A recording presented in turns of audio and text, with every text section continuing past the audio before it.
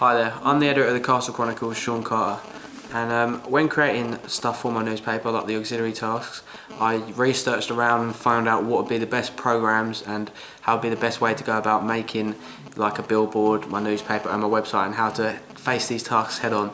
So first of all, I have my billboard, which I used a website called makesweet.com. I created 3 different billboards. I had one that was on the side of a lorry, one that was on a bus stop, and one that was in a big sort of city. And I got feedback off other people, showed them all to everyone to see which one got the best feedback, and eventually it came back with the one that was on the side of the lorry, as I thought that for finance reasons local newspapers really wouldn't be able to afford more mainstream bus stop billboards, and big city billboards wouldn't really come into a local newspaper's thinking or budget. So I ended up picking the one on the side of the lorry as my final billboard, because I just feel that that was the best one for the specified requirements for that newspaper. Next of all, I made a website on a website called wix.com. I also made an app on this website which I thought would help attract our younger target audience to come and download the app and see the news for the Castle Headingham area.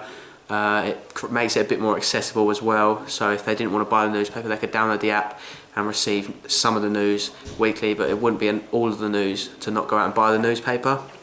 But yeah, on wix.com found it easy to use. I had templates which I could create my website with in the first place, like plans, layouts, stuff like that, and I researched example websites such as the website of the House Gazette and the Suffolk Free Press, and I found out that a lot of them give, as I said before, stories, part of the stories, but not really enough of the stories that you wouldn't be able to go and buy the actual newspaper. So that's what I did when making my own website for the Castle Chronicle.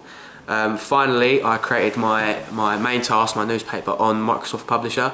Again, I found it quite easy to use, and I felt that by sticking to a colour scheme which was similar to the Castle Headingham official colour scheme I used on Microsoft Publisher, I found it easy to use, and again it came out very well. I had all the different aspects that I wanted in it. I had weather on the second page, I had some sport on the second page, and then on the front page I had a big picture writing around it, set out in a design similar to you see on all local newspapers. I used my main story was about finding treasure at Castle Headingham Castle, which I feel was a soft news story rather than going for a harder, hard-hitting news story which you see in more big newspapers such as The Sun and stuff like that. It was there'd be more of a tabloid story if I went for hard news, but soft news is definitely more of a local newspaper convention.